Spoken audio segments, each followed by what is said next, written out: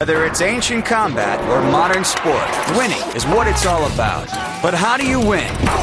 This man has learned the hard way. Now, he's ready to show you.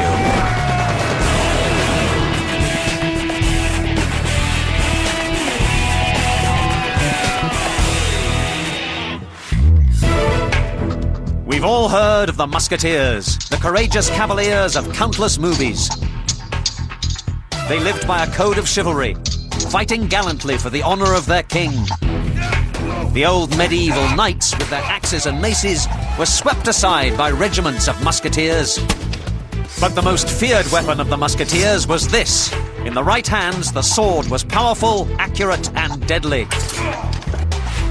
The swords of the Musketeers, next on Conquest. First, we've gathered our combat team to learn how they fought in the golden age of Hollywood. Look at this. 1950 Cyrano de Bergerac, one of the greatest swordplay movies of all time. Starring Jose Ferrer. He got an Academy Award for it. Great screen fencer. The film provides inspiration for the team as they develop the dueling techniques of the movie Musketeer. First thing to do is to take a sword, and I want you to try some Hollywood fencing moves. Now, the most important thing about Hollywood is that it doesn't matter what it looks like as long as it looks good. We all know what sword fights look like in the old movies. No one gets hurt and the swordplay can go on until someone yells, "Cut!" Well, it was nothing like this for the real Musketeers, but we'll get to that later. So where did Hollywood's actors get the idea to fight like this? Once the film industry got started in Hollywood, screenwriters adapted classic tales of European literature, like Three Musketeers, Cyrano de Bergerac, Scaramouche, and California's very own Zorro. Now, all of these tales involved sword fights, so the fencing master came to Hollywood. The producers wanted fast, fancy fights. They had no interest in historical accuracy at all. There were two basic styles. The first used a saber or a light broadsword in a hacking, slashing style. But the universal Hollywood weapon used by the Musketeers and everyone else was this. The cup-hilt epee. Of course, this sword never really existed in history, but who cares? You could use it for cuts and slashes, as well as fancy thrusts and lunges. It was strong and light, and it looked great. The team keep working on Hollywood-style fighting, and it's time for me to adopt the costume of a 16th century musketeer. Ha! All right, guys, gather round. What do you think? Does it do it for you? Yeah, great. All right, well, you've had a chance to try these swords out. Now we want to put together some routines from old Hollywood, all right? But first, we need to change you into the correct dress. Okay, now you're all wearing these totally ridiculous clothes. You have my full permission to go completely over the top. As indeed they did in those old movies.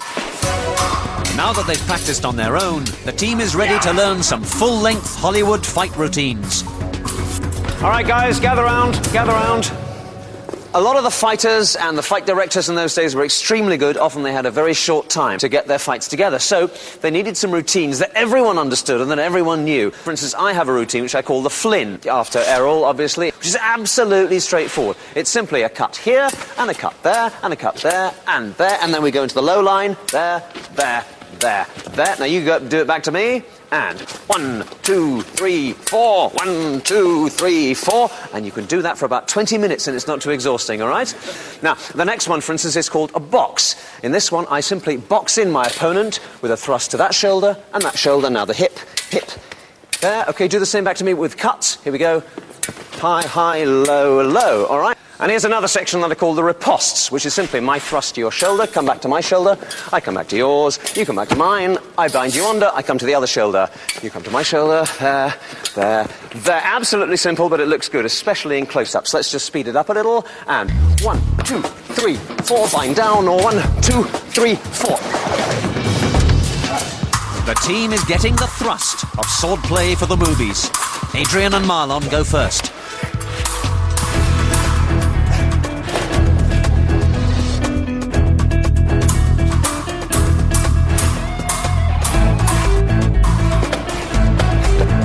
Very good, very good. I like the hat throw, and I like the kick in the ass.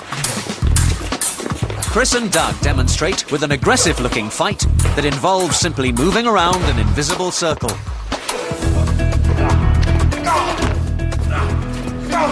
This is excellent, guys. I like the jumps very much. This is all very nice indeed. Listen, why don't you start your section right in here, okay? Get right back behind this piece of parapet here. All right, so your first 5 strokes will be this. Coming out here. Yeah, so you're moving around. All right, just try that. Action! In a real sword fight, the point was to kill your opponent as swiftly as possible. But in Hollywood, the fighter's goal is to survive until their next take. Tim and Al, both skilled fencers, put together a fight using some classic moves. It's very nice. It's great moves, guys. You know what the problem is? You're being too modest.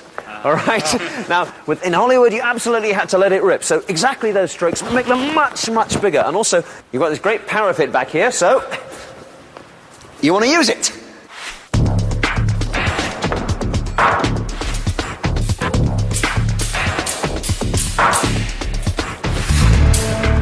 On the other side of the courtyard, John and Justine have prepared the kind of duel that can bring a man to his knees.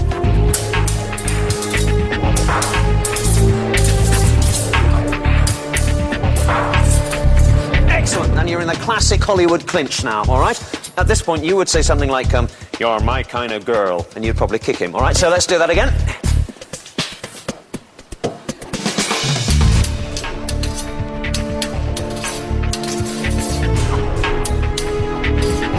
You're my kind of girl.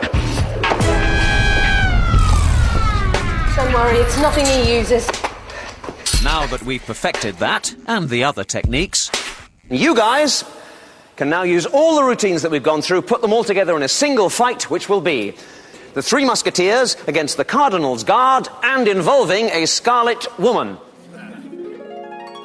the storyline of most movie fights from old Hollywood had to be pretty simple. An innocent girl, our heroes, the Musketeers, a bunch of bad guys, and in this scene, a girl with a sword. The actual swordplay was a combination of realistic fencing moves that look accurate and totally fanciful moves that, well, just look good. Jumps were particularly popular. Fancy blade work is often combined with good old rough and tumble. Whether they were actors or stuntmen, male or female, the fencers needed to be really good. Only with great control of the blade can you succeed with effects like this. It's not realistic, but it looks great. And you have to throw in some surprises too. Make the girl better than the guy. Hit him where it hurts. And finish him off with a flourish.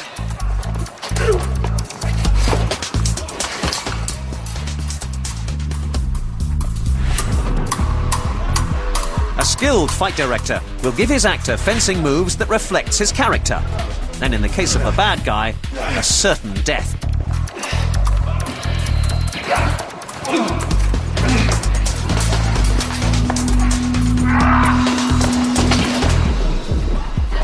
Most old Hollywood fights combine serious swordplay with some pretty corny comedy. Even slapstick. In the end, it was glamorous, glorious, and jolly good Hollywood fun.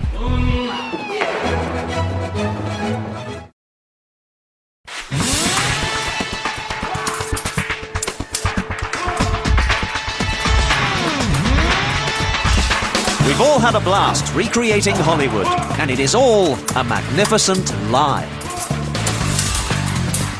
Of all the moves we've learned so far, absolutely none of them were of any use at all to a real musketeer. Our image of 17th century swordplay has been created by the movies, and before that, by the Romantic writers like Rostand, who created Cyrano de Bergerac, and Dumas, who created the Three Musketeers. Except they didn't, really. I mean, create them, that is. Cyrano de Bergerac was a real person, and amazingly, nearly every major character in Three Musketeers actually existed. Question is, what exactly was a musketeer?